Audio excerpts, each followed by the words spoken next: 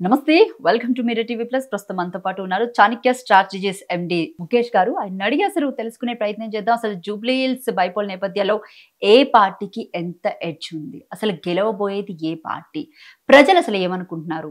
దాదాపు Congress party government గా ఏర్పడి ఇప్పటికీ 2 సంవత్సరాలు కావస్తుంది. ఈ 2 సంవత్సరాల కాలం పాటు వాళ్ళ చేసినటువంటి పాలన నేపథ్యంలో వాళ్ళకి అసలు ఓట్లు పడతాయా లేదా, అలాగే బీఆర్ఎస్ పార్టీ పరిస్థితి ఏంటి, ఇంకా బీజేపీ పార్టీ విషయాన్ని కూడా వద్దాం.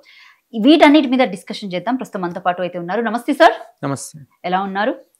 ఫైన్. జూబ్లీ హిల్స్ బైపోల్ నేపథ్యంలో ఓకే, ఇప్పటికీ కాంగ్రెస్ ప్రభుత్వం ఏర్పడి 2 సంవత్సరాలు కావస్తుంది. 2 సంవత్సరాలు అయినప్పటికీ ప్రజల్లో ఒక భయాందోళన అయితే కనిపించింది. ఇటు బీఆర్ఎస్ పార్టీ విషయానికి వచ్చేసరికి ఏమవుతుంది అంటే, ఏ పార్టీ గెలవబోతుంది? బీజేపీ స్ట్రాటజీ ప్రకారం బీజేపీ కూడా ప్రచారం దూకుడు పెంచింది, రైట్. అయితే ఏ పార్టీకి ఎడ్జ్? అంటే మీరు అన్న పాయింట్ లో ఒకటి చిన్న సవరణ. ప్రజల్లో భయాందోళన అనడం కన్నా కొంచెం అసంతృప్తి. ఓకే, భయాందోళన పెట్టేంత అయితే ప్రభుత్వంలో ఇంకా ఏర్పడలేదు. ఎందుకంటే 2 years అయింది కాబట్టి ప్రభుత్వం మీద కొంత అసంతృప్తి ఉన్నమాట 100% వాస్తవం. అది మనం యాక్సెప్ట్ చేసుకోవాలి. ఎందుకంటే నేను కూడా తెలంగాణ ఓటర్నే కాబట్టి మనం యాక్సెప్ట్ చేసుకోవాల్సిన పరిస్థితి ఉంది. అయితే ఇక్కడ జూబ్లీ హిల్స్ బైపోల్స్కి వచ్చేసరికి ఏంటంటే, మాగంటి గోపీనాథ్ అకాల మరణం తర్వాత మనం 2 రకాల సర్వేలు చేయడం జరిగింది. అంటే అప్పటికి కాంగ్రెస్ అభ్యర్థి, బీజేపీ అభ్యర్థి డిసైడ్ అవ్వలేదు ప్రస్తుతానికి. కాంగ్రెస్ అభ్యర్థి ఎవరుంటే బాగుంటుంది అనేది కూడా మనం ప్రశ్నించుకోవడం జరిగింది. అప్పుడు సర్వే చేసినప్పుడు ఏంటంటే, బీఆర్ఎస్ మాగంటి సునీత మీద సింపతి బాగా చూపించడం జరిగింది. లాస్ట్ మంత్ సర్వే చేసినప్పుడు జూబ్లీ హిల్స్లో కేటగిరీస్, ఓటర్స్ కేటగిరీస్ 60:40లో మాస్ ఓటింగ్ ఎక్కువ ఉంటుంది. చూడడానికి అద్దాల మేడ జూబ్లీ హిల్స్, కానీ ఎక్కువ మాస్ ఓటింగ్ ఉన్న కాన్స్టిట్యున్సీ హైదరాబాద్లో జూబ్లీ హిల్స్. అటు రేవంత్ నగర్, షేక్పేట, బోర్బండ, ఎర్రగడ్డ అటు సైడ్ చూస్తే. అండ్ మాస్ ఓటింగ్స్లో కూడా మళ్ళీ కమ్యూనిటీ బేస్డ్ వస్తుందంటే, మైనార్టీ కమ్యూనిటీ కొంచెం ఉన్నప్పటికీ మైనార్టీస్ కన్నా ఆల్ బీసీస్ ఎక్కువ, బీసీ ఓట్ బ్యాంక్ ఎక్కువ. తర్వాత సెటిలర్స్, ఆంధ్ర సెటిలర్స్ కూడా ఎక్కువ ఉన్న నియోజకవర్గం. అయితే ఒక్కొక్క కమ్యూనిటీ ఒక్కొక్క రకంగా డిసైడ్ అవుతుంది అనడం కన్నా, ఫస్ట్ ఓవరాల్గా జూబ్లీ హిల్స్లో ప్రజలు ఏమంటున్నారు అనేది ఫస్ట్ పాయింట్. ప్రభుత్వ పాలన మీద జూబ్లీ హిల్స్లో ఏముంది అన్న చూసినప్పుడు, ప్రభుత్వ పాలన మీద ఆల్మోస్ట్ మోర్ దాన్ 60% వ్యతిరేకత ఉంది. ఏది? కాంగ్రెస్ ప్రభుత్వ పాలన. అయితే అటు అభ్యర్థిని పక్కన పెడితే, మరి ఏ పార్టీ అధికారంలోకి వస్తుంది అని అడిగినప్పుడు ఏంటంటే, ఎక్కువ శాతం ప్రజలు బీఆర్ఎస్ చెప్పినప్పటికీ కాంగ్రెస్ మీద కొంత అసంతృప్తి. ఎందుకంటే వాళ్ళు ఇచ్చిన సూపర్ 6 ఏదైతే ఉందో దాన్ని కొంచెం ఇంప్లిమెంట్ చేసే విషయంలో కానీ, after that Hyderabad main effect. హైదరాబాద్లో ఎక్కువ కూడా హైదరాబాద్, రంగారెడ్డి 2 జిల్లాల్లోనే తెలంగాణ పాపులేషన్లో కంపేర్ చేస్తే ఒక 40% పాపులేషన్ 2 జిల్లాల్లోనే ఉంటుంది. అయితే ఈ 2 జిల్లాల్లోనే కాంగ్రెస్ ప్రభుత్వం యొక్క ఏదైతే స్ట్రాటజీ ఉందో ఫెయిల్ అవుతుంది. ఎందుకు? గతంలో బీఆర్ఎస్ గవర్నమెంట్ అధికారంలో ఉన్నప్పుడు మీరు గమనిస్తే ఈ 2 జిల్లాల్లో కలిపి 6 మంత్రులు ఉండేది. కానీ కాంగ్రెస్ గవర్నమెంట్ వచ్చిన తర్వాత ఈ 2 జిల్లాల్లో ఇంతవరకు ఒక మంత్రి కూడా లేదు. అప్పుడు ఎక్కువ పాపులేషన్ ఇక్కడే ఉంది, ఇక్కడ ప్రజలకు న్యాయం జరగాలనే ఉద్దేశంతో బీఆర్ఎస్ గవర్నమెంట్ ఏం చేసిందంటే, కేసీఆర్ స్ట్రాటజికల్గా ప్లాన్ చేసుకొని రంగారెడ్డిలో 3 మంత్రుల్ని, హైదరాబాద్లో 3 మంత్రులు పెట్టారు. కానీ కాంగ్రెస్ గవర్నమెంట్ ఎటువంటి మంత్రిని పెట్టుకోగా డెవలప్మెంట్ని పక్కన పెట్టేశారు. డెవలప్మెంట్ని పక్కన పెట్టేసిన తర్వాత ఏంటంటే, ప్రజలు ఏమని చెప్తున్నారు, ఈ హైడ్రా ఎఫెక్ట్ తోటి ఈ మిడిల్ క్లాస్ ప్రజలు ఏం చేస్తారంటే, ఎక్కడ తక్కువ వస్తే రేటు అక్కడ భూములు కొనుక్కునేవాళ్ళు. మీకు తెలుసు, అక్కడ చిన్న చిన్న ఇండ్లు వేసుకొని దాని ఏమంటాం, రేకుల షెడ్లో లేకపోతే సింగిల్ బెడ్రూమ్లో, డబుల్ బెడ్రూమ్లో చిన్న చిన్న కట్టుకొని ఉండేవాడు. కానీ ఆ రోజు భూములు అమ్మింది, భూములు రిజిస్ట్రేషన్ చేసింది ప్రభుత్వమే. కానీ ఈరోజు మళ్ళీ వాటిని కూలుస్తుంది కూడా ప్రభుత్వమే. దాంతో ఏమవుతుందంటే, ఈ మాస్ ఓటింగ్స్లో ఒక భయం అనేది, మీరు అన్న ఇందాక భయాందోళన ఇక్కడ వరకు వస్తుంది. మాస్ ఓటింగ్లో భూమి కొనాలంటే ఒక భయం అనేది ఏర్పడేది. కట్టిన తర్వాత ఇది హైడ్రా ఎఫెక్ట్ తోటి బఫర్ జోన్ అంటారు, అదంటారు, ఇదంటారు, ఒక సందిగ్ధంలో భయం ఏర్పడి రియల్ ఎస్టేట్ అనేది పూర్తిగా స్తంభించిపోయింది. ఈ రియల్ ఎస్టేట్ స్తంభించడం వల్ల దీనికి అనుసంధానంగా ఉన్న ఒక 18 రకాల బిజినెస్లు, వ్యాపారాలు, బిల్డింగ్ మెటీరియల్స్ కానీ, సిమెంట్ ఇండస్ట్రీ, శాండ్ ఇండస్ట్రీ, అడ్డా మీద కూలీలు, వాళ్ళందరూ కూడా వాళ్ళ యొక్క జీవనోపాధి మీద కొంచెం ఎఫెక్ట్ పడింది. సో ఈ మాస్ ఓటింగ్ ఏం ఆలోచిస్తున్నాడంటే, 2-3 ఉన్న దగ్గర, గ్రూప్గా ఉన్న దగ్గర అడిగినప్పుడు ఏంటంటే డిఫరెంట్ ఆన్సర్ చెప్పారు. ఎందుకంటే నేను ఈ పొరపాటున ఇది చెప్తే ఏమన్నా ఫీల్ అవుతారేమో అన్న ఉద్దేశంతో 2-3 ఉన్న కాడ ఏ పార్టీకి ఓటేస్తారని అడిగినప్పుడు గ్రూప్గా బల్క్ డిఫరెంట్ ఆన్సర్ వచ్చింది. కానీ అదే ఓటర్ని ఇండివిజువల్గా మనం ప్రశ్నించినప్పుడు ఆన్సర్ జెన్యున్గా వస్తుంది. ఇండివిజువల్గా అడిగినప్పుడు మాత్రం అక్కడ మనకు వచ్చిన ఆన్సర్ ఏంటంటే కాంగ్రెస్ మీద కొంత కోపం ఉన్నట్టు గమనించడం జరిగింది కాంగ్రెస్ పార్టీ మీద. ఈ కోపం అనేది రేపు పొద్దున ఓట్ని అదర్ ప్రతిపక్ష పార్టీకి పోలరైజ్ అయ్యేలాగా చేయబోతుంది. సో దానివల్ల మనకు కనిపించింది ఏంటంటే 100% రేపు ఎలక్షన్స్లో అభ్యర్థి మీద వ్యతిరేకత కంటే కాంగ్రెస్ ప్రభుత్వం మీద ఏర్పడ్డ వ్యతిరేకత వల్ల రేపు పొద్దున బీఆర్ఎస్ పార్టీ అభ్యర్థి కూడా సునాయాసంగా గెలవబోతుంది. ఒక క్లియర్ కట్ పిక్చర్ అండి. మరి ఇక్కడ కాంగ్రెస్ మీద కోపం ఉన్నవాడు బీజేపీ కూడా వేయొచ్చు కానీ క్వశ్చన్ ఉండొచ్చు. అయితే ఈ రకం కూడా మనం తీసుకున్నప్పుడు ఏంటంటే ఇక్కడ బీజేపీకి గతంలో 2-3 సార్లు కంటెస్ట్ చేసిన లంకల్ దీపక్ రెడ్డి మళ్ళీ ఒకసారి టికెట్ ఇచ్చు. అయితే రాష్ట్రంలో బీజేపీ పార్టీ ఏం చేస్తుందంటే సెల్ఫ్ గోల్, వాళ్ళ యొక్క చరిష్మాని వాళ్ళే తగ్గించుకుంటూ వస్తున్నారు. ఎందుకంటే వాస్తవానికి జనరల్ ఎలక్షన్స్ 6 నెలల ముందు మనం గమనిస్తే కర్ణాటక ఎలక్షన్స్కి ముందు తెలంగాణలో బీజేపీ పార్టీ పోషించింది. మీరు గమనిస్తే అది బీజేపీ పార్టీకి ఇక సీట్స్ వస్తే గవర్నమెంట్ వస్తుందని ఒక ఈక్వేషన్స్ కూడా ఆ రోజు ఫామ్ అయింది.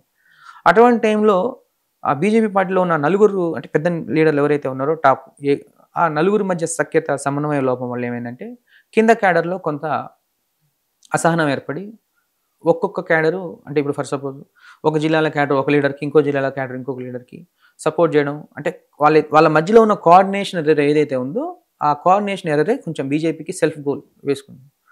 దానివల్ల ఏమవుతుందంటే ఓటరు బీజేపీ పార్టీకి ఓటు వేయాలా వద్దనే ఆలోచన మానుకొని ఐదర్ కాంగ్రెస్ ఆర్ బీఆర్ఎస్ అనే దాని మీద ఉంది. అంటే బీజేపీని తొక్కుకున్నట్టుందా ఇక్కడ? నేను చెప్తుంది అదే కదా, సెల్ఫ్ గోల్. వాళ్ళ మధ్య కోఆర్డినేషన్ ఎర్రర్ ఒకటి, క్యాండిడేట్ సెలెక్షన్ ఒకటి, ఇవన్నీ చూస్తే ఏంటంటే కొంచెం డిఫరెంట్గా ఈక్వేషన్స్ ఓటర్. ఇప్పుడు ఎందుకంటే బీజేపీ పార్టీ కార్యకర్తలతో కొంతమందితో, ఆర్ఎస్ఎస్ కార్యకర్తలతో కొంతమందితో నేను స్పెషల్గా మాట్లాడినప్పుడు పర్సనల్గా ఒక నాయకుడి దగ్గరికి మాట్లాడితే ఇంకో నాయకుడికి కోపం ఉంటుంది, ఇంకో నాయకుడి దగ్గరికి మాట్లాడితే ఇంకో నాయకుడికి కోపం. అంటే ఇక్కడ వాళ్ళ నలుగురిలో ఒక కార్యకర్త పొరపాటున ఒక దగ్గరికి పోయి మాట్లాడితే మిగిలిన వాళ్ళు అతని మీద కోపం చూపిస్తారండి. Egoistic mentalities. ఇలా ఈ నలుగురు మధ్య కోఆర్డినేషన్ ఎర్రర్ అయిందంటే కొంచెం రాష్ట్రంలో బీజేపీ పార్టీ మీద ఒక చెరగన ముద్ర అయితే వేసే ప్రయత్నం చేసింది. ఈరోజు లోకల్ క్యాడర్ డిస్టర్బ్ అయింది ఇది బీజేపీకి.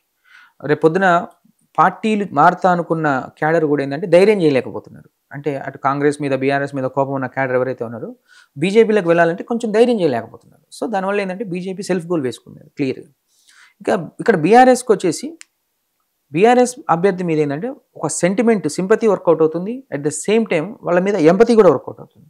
కానీ కాంగ్రెస్ అభ్యర్థి మీద సింపతి తప్ప ఎటువంటి, ఎందుకంటే 2 సార్లు ఓడిపోయాడని ఒక సింపతి తప్ప ఇక వేరే ఈక్వేషన్స్ అక్కడ ఏం లేదు. ఆల్రెడీ కాంగ్రెస్ రూలింగ్లో ఉంది, అదొక ప్లస్ తప్ప రూలింగ్లో ఉన్న కాంగ్రెస్ పార్టీ మీద వ్యతిరేకత ఉంది, బీఆర్ఎస్కి అదొక మళ్ళీ ప్లస్ అవుతుంది. అలా అన్ని ఈక్వేషన్స్ ఫ్రేమ్ అవుట్ చేసుకుంటే ఏంటంటే మొన్న లాస్ట్ అండ్ ఫైనల్గా చేసిన సర్వేలు ఏంటంటే బీఆర్ఎస్ పార్టీ ఒక 6% లీడ్లో ఉన్నట్టు క్లియర్గా కనిపించింది. ఇక్కడ లోకల్ లీడర్ అనే అంశంతో ఓట్లు పడే అవకాశం ఏమాత్రం లేదు అంటారా నవీన్ యాదవ్కి? అంటే నవీన్ యాదవ్కి లోకల్ లీడర్ అనడం కన్నా మాగంటి సునీత కూడా గతంలో 3 సార్లు వాళ్ళ హస్బెండ్ ఎమ్మెల్యేగా చేసి లోకల్ లీడర్గా ఎస్టాబ్లిష్ అయి ఉన్నాడు. బయట నాన్ లోకల్ ఏం కాదు కదా, కాకపోతే టీడీపీ నుంచి గెలిచి బీఆర్ఎస్లోకి వచ్చిన తర్వాత. అయితే మాగంటి గోపీనాథ్ చేసిన దాంట్లో అతను డెవలప్మెంట్స్ని పక్కన పెడితే ఏంటంటే సంక్షేమ పథకాలు ఎక్కువ చేసేవాడు మాగంటి గోపీనాథ్. సంక్షేమ పథకాలు నిర్వర్తించడంలో, మాస్ ఓటర్స్కి రీచ్ అవ్వడంలో కొంచెం సక్సెస్ఫుల్ అయ్యాడు. ఆ సక్సెస్ఫుల్ ఏదైతే ఉందో, అంటే ఆ సక్సెస్ ఏదైతే ఉందో అది మొన్న 2020 అంత వేవ్లో కాంగ్రెస్ పార్టీ వస్తున్నా కానీ మాగంటి గోపికి ఎక్కువ మెజారిటీ వచ్చి గెలిచాడు. కాంగ్రెస్ వాళ్ళు ఇండియా సెలబ్రిటీని తీసుకొచ్చి కంటెస్ట్ చేయించారు ఇక్కడ అజారుద్దీన్. అయినప్పటికీ మాగంటి గోపి గెలవడం అనేది గతంలో తను చేస్తున్న వ్యక్తిగత సంక్షేమ పథకాలు ఏవైతే ఉన్నాయో అవి తనకు కొంచెం ప్లస్ అయినాయి. అండ్ మాస్ ఓటింగ్స్లో స్పెషల్గా మాట్లాడాలంటే మహిళల్లో ప్రతి 10 మందిలో 7 మహిళలు, 8 మంది మహిళలు మాగంటి సునీతకు ఓటేయడానికి సిద్ధంగా ఉన్నారు. ఎందుకంటే అటు సింపతి, ఎంపతి 2 వర్కౌట్ అవుతుంది. ఇక మైనార్టీ మహిళలు కూడా మనం సర్వే చేసినప్పుడు ఎర్రగడ్డలో, రెహమత్ నగర్లో మైనార్టీస్ ఉంటారు, తర్వాత షేక్పేటలో ఉంటారు.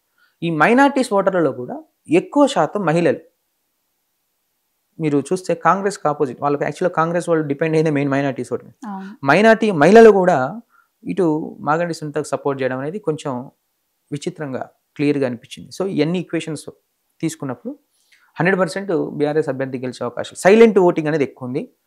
బయటికి వాళ్ళు కాంగ్రెస్ అని చెప్తున్నప్పటికీ లోపల మాత్రం వాళ్ళ బీఆర్ఎస్ ఓటింగ్ ఖచ్చితంగా నిలకడగా ఉండబోతుంది 100%. ఇంకా ప్రచారాల శైలి విషయానికి వస్తే ఏం చెప్తారు? ఎందుకంటే వివిధ రకాలుగా ప్రచారం అనేది కూడా మొదలుపెట్టింది ఏ పార్టీకి ఆ పార్టీ కూడా. మోరోవర్ ఇక్కడ చూసుకుంటే నవీన్ యాదవ్ ప్రచారం కొంచెం డిఫరెంట్గా ఉంది, కొంచెం బెదిరింపుతో కూడిన ప్రచారం కూడా కనబడుతుంది. అండ్ వాళ్ళ ఫాదర్కి సంబంధించి ఏదైతే బ్యాక్గ్రౌండ్ ఉందో రౌడీ షీటర్స్ అని చెప్పేసి బైండ్ ఓవర్ కూడా చేసినటువంటి అంశం కనబడుతుంది. అంటే ఈ బైండ్ ఓవర్ చేసిన నేపథ్యంలో ఇతనికి ఏమన్నా కొంచెం అంటే మోరల్ సపోర్ట్ అనేది తగ్గిందని అనుకోవచ్చా? అంటే వాస్తవానికి చెప్పాలంటే ప్రచారం అనేది ఎవరి ఇండివిజువాలిటీ వాళ్ళది. ఆల్మోస్ట్ ఎలక్షన్స్ టైంలో ఏ గొడవలు జరగకుండా ఎక్కడైనా గొడవలు జరగకుండా ఉండాలంటే ఇక్కడ మన తెలంగాణలో తక్కువ, కానీ ఆంధ్రప్రదేశ్లో ఇలాంటి రెగ్యులర్గా గుంటూరు జిల్లాలో ఎస్పెషల్లీ చూస్తే గుంటూరు రాయలసీమ జిల్లాలో ఇలాంటి రెగ్యులర్గా జరుగుతుంటే ఇవన్నీ వాటి ఎఫెక్ట్ ఏం పెద్దగా పడదు. And at the same time ఇక్కడ నవీన్ యాదవ్ పెద్ద మైనస్ ఏంటంటే కాంగ్రెస్ మీద ఏర్పడ్డ యాంటీ ఇన్కమెన్సీ ఎక్కువ శాతం ఉంది. అట్ ద సేమ్ టైం ఇతని మీద వ్యక్తిగతంగా కొంత అంటే యూత్లో ఫాలోయింగ్ ఉన్నప్పటికీ నవీన్ యాదవ్కి మహిళా ఓటర్లలో కొంచెం ఎందుకు ఓటేయాలని ఒక ఆలోచనలో ఉన్నారు. దానివల్ల ఏమవుతుందంటే ఎక్కువ శాతం ఓటు బీఆర్ఎస్కి చీలే అవకాశం ఉంది. సో దానివల్ల నవీన్ యాదవ్ పెద్ద మైనార్టీస్లో ఎక్కువ కీలకంగా నవీన్ యాదవ్ వెళ్తున్నాడు. మైనార్టీస్లో వెళ్తున్నప్పుడు ఏంటంటే మహిళలు మాత్రం మాగంటి సునీత చెప్తున్నారు, పురుషులు వాళ్ళు ఉన్నది 1,00,000 మంది అయినా ఓటింగ్ వచ్చేవాళ్ళు 34,000 కన్నా ఎక్కువ మంది ఓటింగ్ రారు ప్రతిసారి. ఎందుకంటే ఎక్కువ శాతం ఇక్కడ ఓటున్నా బయట సెటిల్ అయిన వాళ్ళే ఉంటారు. సో వాళ్ళు 50,000 కన్నా ఎక్కువ పోలింగ్కి వస్తే మైనార్టీస్ నుంచి కొంత టైట్ ఫైట్ అయ్యే అవకాశం ఉంది. కానీ లాస్ట్ ఇయర్ చూస్తే 40,000 35,000 దాకానే వచ్చింది. కాబట్టి బీఆర్ఎస్కి క్లీన్ ఎడ్జ్ ఉందని క్లియర్గా చెప్పుకోవచ్చు. ఎమ్మెల్సీ పదవి ఇచ్చి అజారుద్దీన్కి, దాని తర్వాత ఆయన ఇప్పుడు క్యాబినెట్లో కూడా తీసుకోవడం జరుగుతుంది. అంటే కేవలం మైనారిటీ ఓట్ల కోసమే లాస్ట్ 10 డేస్లో ఈ 10 డేస్ అంటే ఈ రోజు ఆయనకి మంత్రి పదవి ఇస్తున్నారు కాబట్టి అంటే 10 డేస్లో ఏమైనా సిచ్యువేషన్ మారే అవకాశం ఒకటి ఈక్వేషన్ మీరు గుర్తుపెట్టుకోండి, ఎలక్షన్స్ కోడ్ వచ్చిన తర్వాత ఇటువంటివి ఏవైతే ఉన్నాయో ఇవ్వడానికి లేదు. కానీ ఓటర్లను అట్రాక్ట్ చేయడానికి కాంగ్రెస్ గవర్నమెంట్ దాని ఏమంటాం వాళ్ళ పాచికలు వాళ్ళు వేస్తూ ఉంటారు. అందులో భాగంగా మైనార్టీస్ ఓటర్ని కీలకం చేసుకోవడానికి ఎమ్మెల్సీ ఇచ్చారు. ఎమ్మెల్సీ ఇచ్చిన తర్వాత ఇతనికి మంత్రి పదవి ఆఫర్ చేశారు. అది ఇస్తారు అనేది తర్వాత ఇవ్వడం ఇవ్వకపోవడం నెక్స్ట్ ఈక్వేషన్. అంటే ఈ రోజు 11 గంటలకైతే ఆయనకి మంత్రి పదవి క్యాబినెట్లోకి ఇవ్వడం ఇవ్వకపోవడం అనేది నెక్స్ట్ ఈక్వేషన్, ఎందుకంటే ఎలక్షన్ కోడ్ ఉంది కాబట్టి. బట్ ఆఫర్ అనేది క్లియర్గా చేశారు. అయితే ఇక్కడ నవీన్ యాదవ్ కూడా ఒక ఆలోచన ఉంది. హైదరాబాద్లో కాంగ్రెస్కి స్థానాలు లేవు, ఒకవేళ నేను గెలిస్తే యాదవ్ కమ్యూనిటీ నుంచి కూడా మంత్రులు లేరు. సో యాదవ్ కమ్యూనిటీ నుంచి నేను గెలిస్తే 100% నాకు కూడా మంత్రి పదవి వస్తుంది ఒక ఆలోచన ఉంది. రెండోది ఎప్పటి నుంచో మంత్రి పదవి ఎక్స్పెక్ట్ చేస్తున్న రాజగోపాల్ రెడ్డికి అక్కడ మంత్రి పదవి ఆలోచన ఉంది. తర్వాత ఉమ్మడి రంగారెడ్డి జిల్లాలో గమనిస్తే గెలిచింది ఒకే ఒక అభ్యర్థి రంగారెడ్డిలో, ఇబ్రాహీంపట్నం నుంచి మల్రెడ్డి రంగారెడ్డి. ఆయన కాంగ్రెస్లో సీనియర్ నాయకుడు. ఇప్పుడు ఆయన లాంటి వాళ్ళకి కూడా మంత్రి పదవి ఇవ్వాల్సిన రంగారెడ్డి జిల్లాలో ఇవ్వాల్సిన అవకాశం ఉంది. తర్వాత సుదర్శన్ రెడ్డి ఉన్నాడు, తర్వాత ఎమ్మెల్సీ అద్దంకి దయాకర్ ఉన్నాడు, విజయశాంతి, వీళ్ళందరూ ఆశావాహులు మంత్రి పదవికి ఎక్స్పెక్ట్ చేశారు. కానీ ఎలక్షన్స్ టైంలో అజారుద్దీన్కే మంత్రి పదవి ఆఫర్ చేయడం అనేది మిగిలిన కాంగ్రెస్ నాయకుల ఆశావాహులు ఏంటంటే కొంచెం నిరుత్సాహం అనేది ఏర్పడుతుంది. రేపు పొద్దున జూబ్లీహిల్స్ వీళ్ళందరూ కూడా జూబ్లీహిల్స్ బైపోల్లో వర్క్ చేస్తున్నారు, ఒక్కొక్క డివిజన్కి ఒక్కొక్కరు వర్క్ చేస్తున్నారు. వాళ్ళు 100% మనస్ఫూర్తిగా వర్క్ చేస్తారని ఎలా అనుకుంటారు?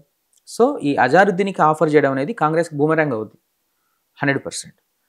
ఇది దానివల్ల ఏమవుతుందంటే వాళ్ళే నష్టపోతారు కొన్ని ఓట్లు. ఎందుకంటే ఓటర్లు కూడా ఏం ఆలోచిస్తారంటే ఎలక్షన్స్ ఉన్నాయి కాబట్టి మైనార్టీస్ ఓట్లని లాక్కోవడం కోసం మైనార్టీస్కి మంత్రి పదవి ఆఫర్ చేశారనేది ఇక్కడ హిందుత్వ ఓట్ బ్యాంక్ మీద ఎఫెక్ట్ క్లియర్గా పడుతుంది. అంటే బీఆర్ఎస్ పార్టీ గెలుస్తుంది అన్న భయంతో ఈ పాచికలన్నీ వేస్తున్నట్టుందా?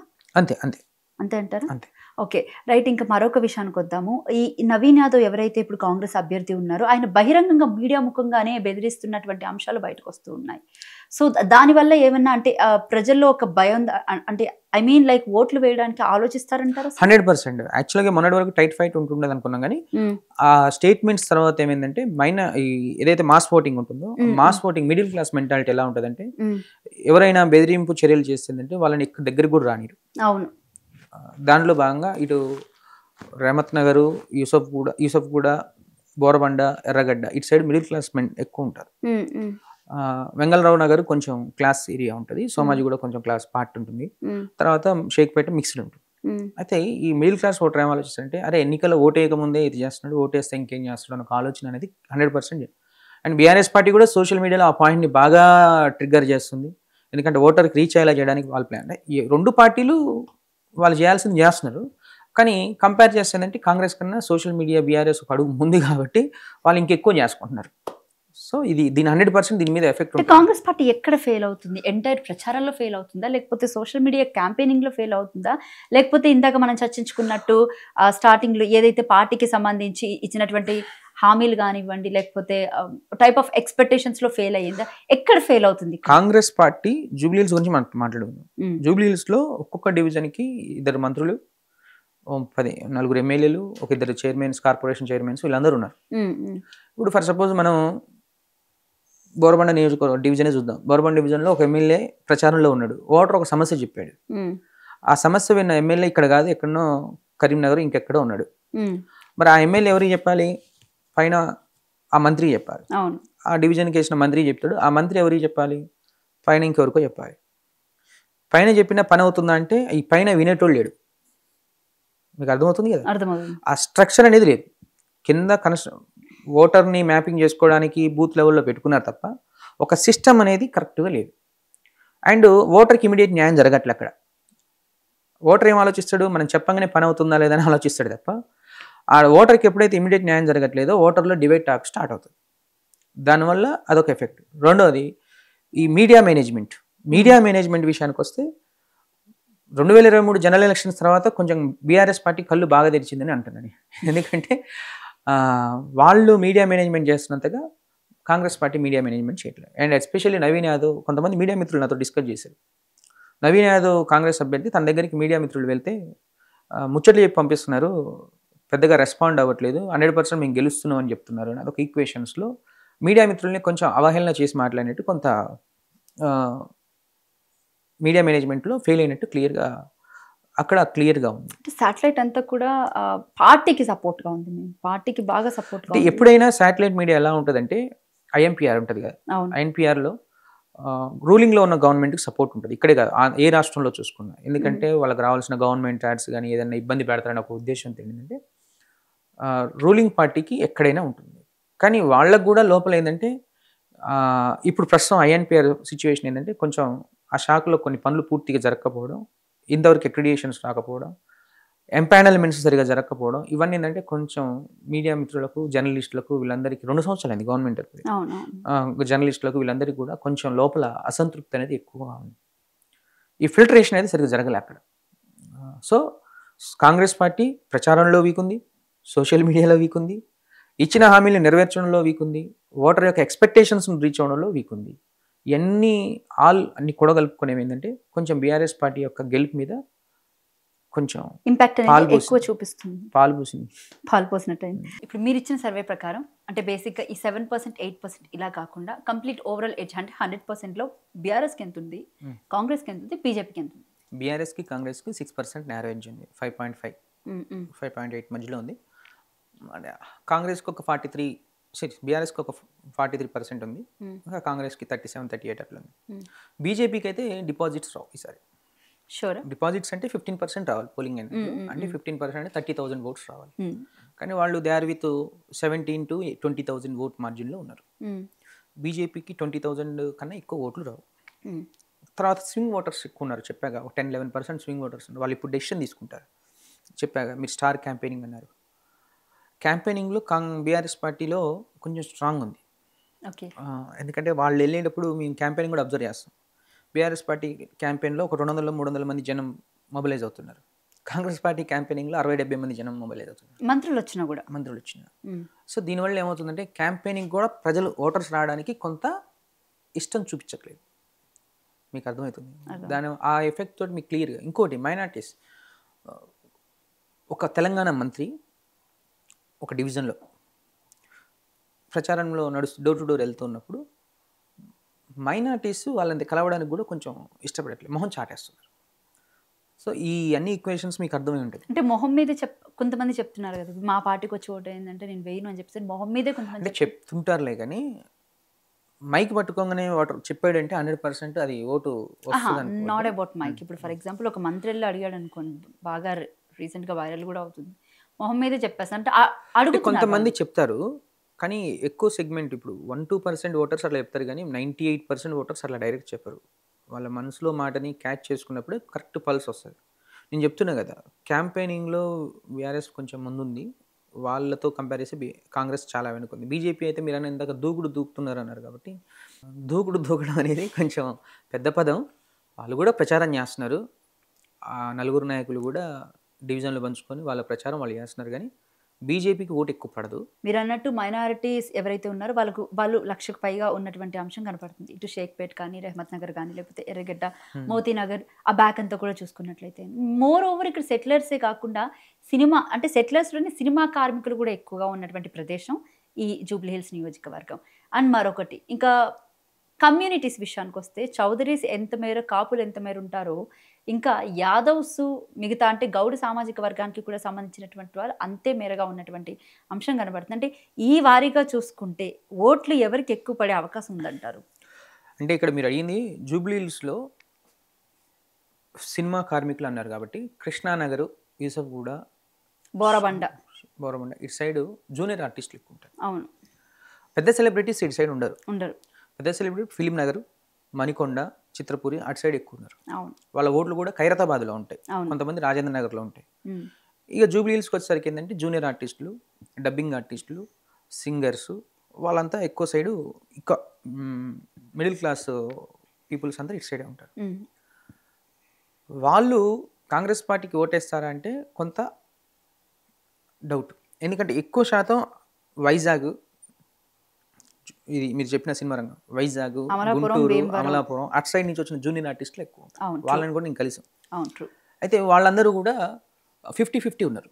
ఇక కమ్మ సామాజిక వర్గం వచ్చేసరికి మీరు అన్నట్టు 35,000 దాకా ఓట్స్ ఉంటాయి సెటిలర్స్. వాళ్ళు ఎప్పుడైనా ఎట్లా ఉంటుందంటే రూలింగ్లో ఉన్న గవర్నమెంట్కి ఓటేద్దామని డిసైడ్ అవుతారు. కానీ జెంట్స్ గవర్నమెంట్కి వేసిన ఆ ఇంట్లో ఉన్న లేడీస్ మాత్రం ఈ మాగంటి సునీత మీద ఉన్న సింపతితోటి ఈమెకు ఓటేసే అవకాశాలు ఎక్కువ ఉన్నాయి. ఎందుకంటే ఇండివిజువల్గా మాట్లాడినప్పుడు వాళ్ళు సునీత పేరు చెప్పడం కొంచెం గమనారు. కానీ వాళ్ళు పైకి ఓవరాల్గా రూలింగ్లో గవర్నమెంట్ కాంగ్రెస్ ఉంది, ఈసారికి వేద్దాం, ఇంకా 3 ఏళ్ళు ఉందిగా అన్నప్పటికీ వాళ్ళు కూడా అలా చెప్పిన వాళ్ళు కూడా వ్యక్తిగతంగా అడిగినప్పుడు బీఆర్ఎస్ పార్టీ వేయడానికి సిద్ధంగా ఉన్నారు. ఇక మీరు అన్న గౌడ కమ్యూనిటీ, యాదవ్ కమ్యూనిటీ తక్కువ పోలింగ్ అంటే ఓటింగ్ ఉంటుంది. కానీ నవీన్ యాదవ్ ఏం చేశాడంటే తన క్యాంపెయినింగ్లో ఒక 10 కార్లు పోతుంటుందంటే ఎక్కువ శాతం తన క్యాంపెయినింగ్లో తన కమ్యూనిటీని ఎంకరేజ్ చేయడం అనేది మిగిలిన కమ్యూనిటీస్ని కొంచెం నిరాశకు కుదిర్చింది. అంటే అక్కడ కొంచెం కోఆర్డినేషన్, గౌడ్లు కావచ్చు, ముదిరాలు కావచ్చు, పద్మశాలీలు కావచ్చు, వడ్డర కావచ్చు, ఈ అన్ని కమ్యూనిటీస్ ఏంటంటే కొంత ఈక్వేషన్స్ని అంటే ఎక్కువ వన్ సైడ్ పోతున్నాడు ఒక ఆలోచన అనేది క్రియేట్ అయింది. ఆ సినారియో బిల్డ్ అయింది కాబట్టి కొంత అక్కడ ఓట్ అనేది చీలే అవకాశం ఉంది. ఇప్పుడు కాంగ్రెస్ పార్టీ ఎజెండా ఏంటి? ఒక సైడ్ బీసీ ఎజెండా, ఒక సైడ్ మైనార్టీ ఎజెండా. బీసీలో 300 కాపులు ఎక్కువ ఉంటారు. అవును, 300 కాపు. ఆ 300 కాపుల్లో కూడా ఈక్వేషన్స్ ఎలా ఉన్నాయంటే యూసఫ్గూడ సైడ్ మొత్తం కాపులు ఎక్కువగా ఉంటారు. ఇప్పుడు బీజేపీకి పడేది ఏంటంటే కొంచెం 300 కాపుల నుంచి ఒక 10-15 వేల ఓటు పడుతుంది. మిగిలిన ఓటింగ్ బీఆర్ఎస్కి ఎక్కువ. ఎందుకంటే మాగంటి గోపి మీద కొంచెం సెంటిమెంట్, అయితే సునీత మీద సెంటిమెంట్ తోటి ఎక్కువ శాతం అటు సైడ్ పడింది. వీళ్ళకి వచ్చేసరికి కొంచెం తక్కువ పడుతుంది ఎవరికి? కాంగ్రెస్కి. ఇక మైనారిటీస్కి వచ్చేసరికి ఏంటంటే 1,00,000 ఉన్న వాళ్ళు పోలేదు 40,000 కాబట్టి 40,000లో 50-50 పడ్డ బీఆర్ఎస్ క్లీన్ ఎడ్జ్లో ఉండింది. సో ఓవరాల్గా చూస్తే ఏంటంటే బీఆర్ఎస్కి ఇండివిజువల్గా అంటే ఓటర్స్ని ఇండివిజువల్గా అడిగినప్పుడు మాత్రం బీఆర్ఎస్ వైపు క్లియర్గా మొగ్గున్నది. గ్రూప్గా ఉన్నప్పుడు అడిగితే మాత్రం పైకి గవర్నమెంట్ ఉంది, ఏమైనా ఎఫెక్ట్ పడొద్దన్న ఉద్దేశంతో కాంగ్రెస్ చెప్తున్నారు తప్ప ఇంటర్నల్గా వాళ్ళ హార్ట్లో ఉంది ఏంటంటే బీఆర్ఎస్కి ఓటేయాలని ఉంది. రైట్. ఇంకా ఈ ఎలక్షన్ అంతా కూడా వచ్చే స్థానిక సంస్థల ఎన్నికల్లో కానీ లేకపోతే జిహెచ్ఎంసీలో కానీ ఏమైనా ఎఫెక్ట్ అయ్యే ఛాన్స్ ఉంటుందంటారా? అంటే మీరు అన్నది ఏంటంటే ఈ బైపోల్ వచ్చేసి స్థానిక సంస్థల ఎన్నికల మీద అంటే కొంచెం కన్నా జిహెచ్ఎంసీ మీద ఎక్కువ ఎఫెక్ట్స్. ఎలా, ఏ రకంగా? అంటే హైదరాబాద్లో మొదటి నుంచి కాంగ్రెస్కి గ్రాఫ్ లేదు. బీజేపీ వాళ్ళు ఏం చేస్తారంటే గతంలో 48 సీట్లు మేము గెలుచుకున్నాం బీజేపీ. ఇంకా బీఆర్ఎస్ వాళ్ళు కాంగ్రెస్ మీద వ్యతిరేకత ఉంది కాబట్టి ఈసారి మనకు ఓటేస్తారని ఆలోచన ఉంది. కానీ ఇక్కడ పొరపాటున జూబ్లీహిల్స్లో రిజల్ట్స్ ఏమైనా తేడా వస్తాయి అంటే బీఆర్ఎస్ గెలిచినప్పుడు 100% కాంగ్రెస్ వర్సెస్ బీఆర్ఎస్ పోటీ జిహెచ్ఎంసీలో పడుతుంది. బీజేపీ థర్డ్ పొజిషన్లో. స్థానిక సంస్థల ఎన్నికల విషయానికి వస్తే స్థానిక సంస్థలు రూరల్ ప్రాంతాల్లో ఎలా ఉంటుందంటే ఎక్కువ శాతం ఎప్పుడైనా సర్పంచ్ కానీ ఎంపీటీసీ కానీ, సర్పంచ్కి జెండాతో ప్రాబ్లం లేదు, ఎంపీటీసీ జెడ్పీటీసీలో జెండా ఉంటుంది వాళ్ళ. అట్ ద సేమ్ టైం వాళ్ళ క్యాండిడేట్ స్ట్రాంగ్గా ఉన్నాడు అనుకోండి కాంగ్రెస్ అభ్యర్థులు గెలుస్తారు. లోకల్ బాడీ 70-80% గెలవాలి వాళ్ళ ఆస్తిని. రూలింగ్లో ఉన్న గవర్నమెంట్ లోకల్ బాడీ ఎలక్షన్స్లో 80-90% గెలవాలి. ఒకవేళ వాళ్ళు 60% గెలిచారనుకోండి రూరల్లో కూడా వ్యతిరేకత ఉందని అర్థం. మేము లోకల్ బాడీ ఎలక్షన్స్ మన జరుగుతాయి అనుకుని గతంలో ఒక సర్వే ర్యాండమ్ సర్వే చేసినప్పుడు ఏంటంటే సుమారు 65% కాంగ్రెస్ గ్రాఫ్ ఉంది అప్పుడు. ఇప్పుడు జూబ్లీహిల్స్లో ఓడిపోతే అది కూడా రాకపోవచ్చు నాకు తెలిసి. సో లోకల్ బాడీ ఎలక్షన్స్లో కొంచెం బీఆర్ఎస్ క్యాడర్ని రీకన్స్ట్రక్ట్ చేసుకుంటే బీఆర్ఎస్ ఫెయిల్యూర్ ఒకటే. గతంలో 2014లో ఏర్పాటు చేసిన క్యాడర్ ఏదైతే ఉందో ఇప్పటికి అదే క్యాడరు లోకల్ బాడీస్లో నడుస్తుంది. ఒకవేళ బీఆర్ఎస్ వాళ్ళు లోకల్ బాడీలో ప్రూవ్ చేసుకోవాలంటే క్యాడర్ని రీకన్స్ట్రక్ట్ చేసుకోవాలి. To what type of reconstruction they have to make? నేను చెప్తున్నా కదా, ప్రతి పార్టీకి గ్రామ లీడర్ ఉంటాడు, గ్రామ అధ్యక్షుడు ఉంటాడు, మండల అధ్యక్షుడు ఉంటాడు, మండల ప్రెసిడెంట్ ఉంటాడు, జిల్లా ప్రెసిడెంట్ ఉంటాడు, నియోజకవర్గ ప్రెసిడెంట్. ఈ క్యాడర్ అంతా కూడా పాతది. ఈ 14 ఇయర్స్ అవుతుంది చూస్తే. 2014 నుంచి ఇప్పుడు 2025 వచ్చేసరికి 11-12 ఇయర్స్ గ్యాప్.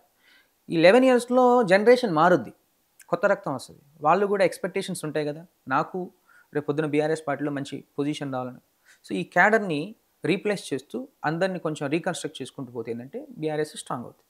రైట్. ఇంకా మొత్తంగా ఈ ఎలక్షన్ ఏదైతే ఉందో అంటే ఒకవేళ ఏమైనా గొడవలు అవి జరిగి ఇంకేదైనా జరిగితే ఆ ఎఫెక్ట్ కూడా వచ్చే ఎన్నికల మీద పడే అవకాశం ఉందంటారా? ఏం గొడవలు జరుగుతాయి అంటారు? అంటే లైక్ ఇప్పుడు గెలవకపోతే ఒకరినొకరు ఇచ్చేసుకోవడం కానివ్వండి, అలాంటివి ఏముండవు. ప్రొటెక్షన్, పోలీస్ ప్రొటెక్షన్ అందరూ కరెక్టే ఉన్నారు. ఎలక్షన్స్ స్మూత్గానే జరుగుతాయి తెలంగాణలో. ఆంధ్ర అలాగా పాలిటిక్స్ ఇక్కడైతే ఉండవు. ఆంధ్రలో అయితే కత్తులు పట్టుకొని కొట్టుకుంటారు, అని వేరే విషయం. తెలంగాణలో ప్రజలు ఓటర్లు అందరూ కూడా గొడవలు పెట్టుకునే రకం కాదు. నీట్గా కూల్గా ఎలక్షన్ జరుగుద్ది. బీఆర్ఎస్ పార్టీ గెలిచేసుకో 100% ఉంది. Right. Thank you sir, thank you so much. మీ విలువైన సమయాన్ని మాకు కేటాయించినందుకు. ఇది చాణక్య స్ట్రాటజీస్ ఎండి ముఖేష్ గారితో ప్రత్యేక ఇంటర్వ్యూ. మరొక ఇంటర్వ్యూతో మళ్ళీ కలుద్దాం. Thank you.